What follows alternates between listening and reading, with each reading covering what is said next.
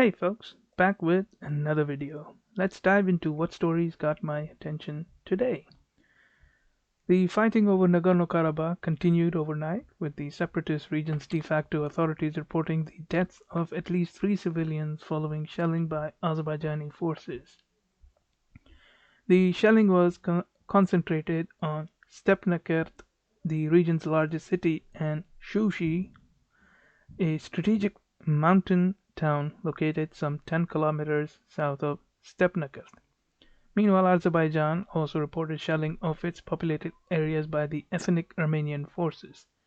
The country's defense ministry said that the town of Tartar and nearby villages came under fire on November 6 in the morning. Now, both sides denied that they targeted civilian populations in the ongoing conflict. The two sides again gave different accounts of the developments along the front lines in the morning. Armenia-backed ethnic Armenian forces in Nagorno-Karabakh claimed to have conducted, quote, effective defensive battles, end quote, stopping attacks by Azerbaijani armed forces at several major sectors of the front line.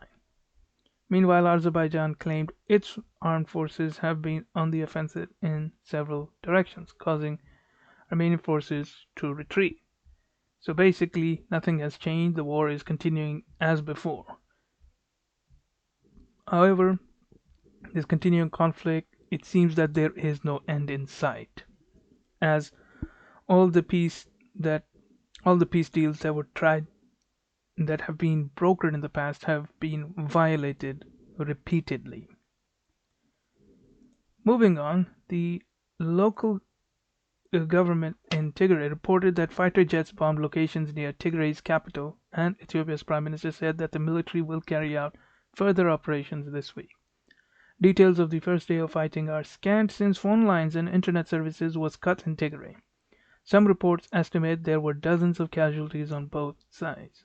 On Thursday, Ethiopian lawmakers endorsed Abiy's call for a state of emergency in Tigray and voted unanimously in favor of it.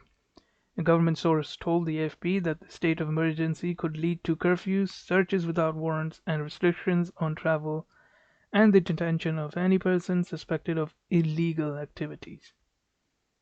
Now, the claims of bombings were read out on Thursday on the regional broadcaster in Tigray. The allegation was that the fighter jets bombed locations around Mekelle, Tigray's capital. The Ethiopian government has now commented on the claim.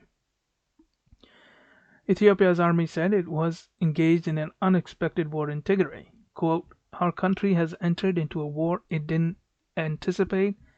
This war is shameful, it is senseless, end quote.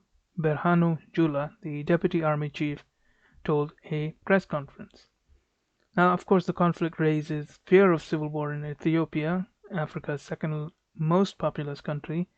The TPLF and Abiy have been at odds since the prime minister came into office in 2018. The TPLF played a pivotal role in the overthrow of the Marxist leader Mengistu Haile Mariam in 1991 and controlled much of the federal government until Abiy's reform opened it up to other ethnic groups.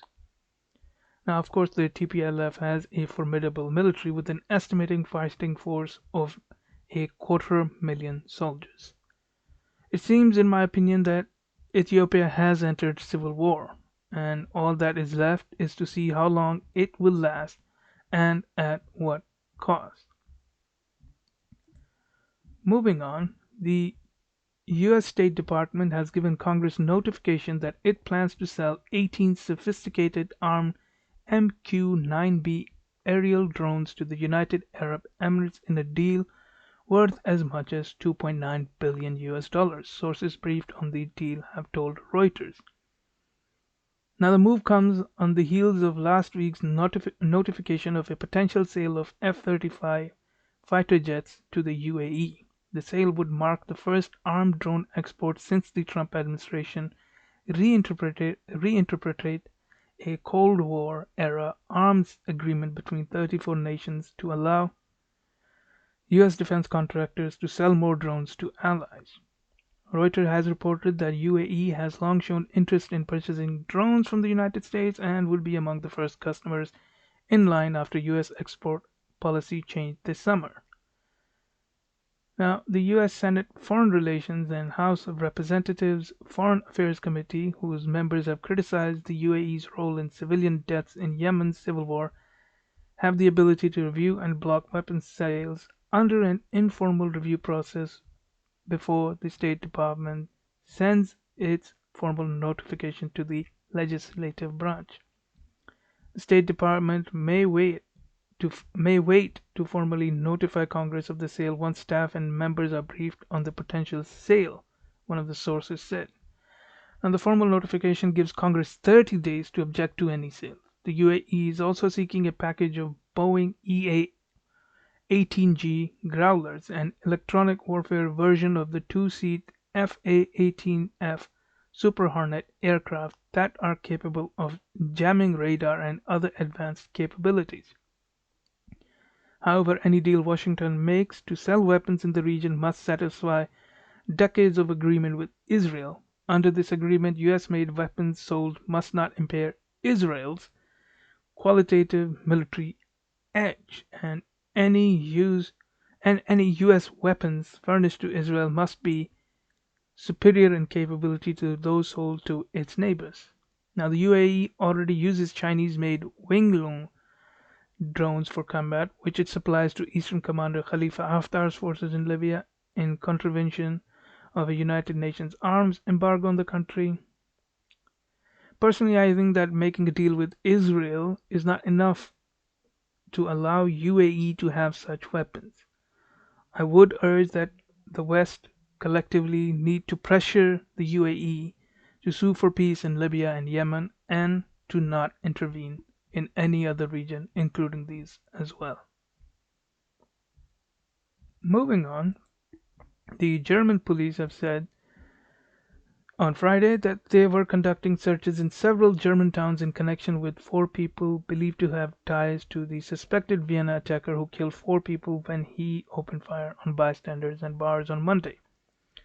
Germany's BKA criminal police said on Twitter that they were searching homes and businesses in the towns of Osnabrück, Kassel, and in the district of Pinneberg near Hamburg.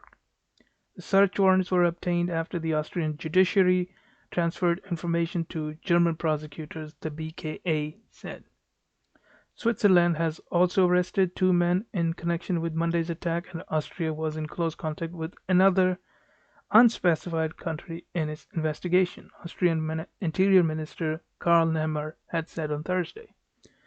Now, all 15 people arrested in Austria in connection with the deadly rampage are part of the radical Islamist scene, Austrian Interior Ministry officials have said.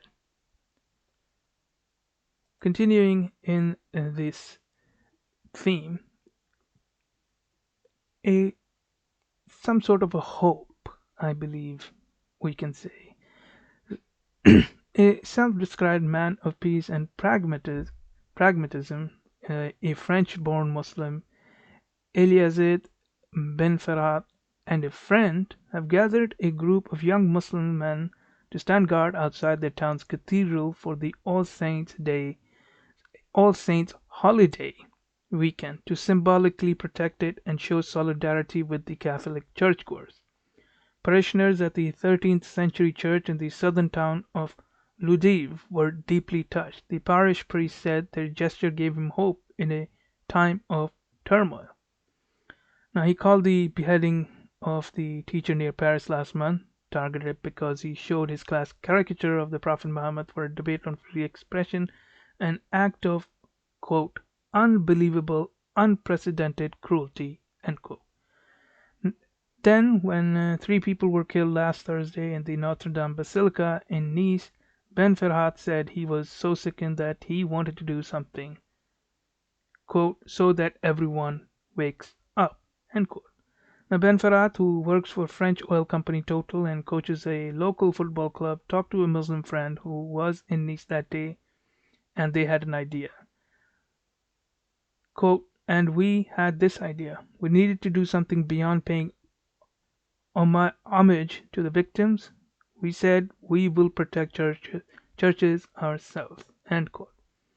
Now, when a local newspaper published a photo of parishioners posing with their Muslim guards, Inigues hung it inside the Gothic cathedral, which serves as an anchor for town life.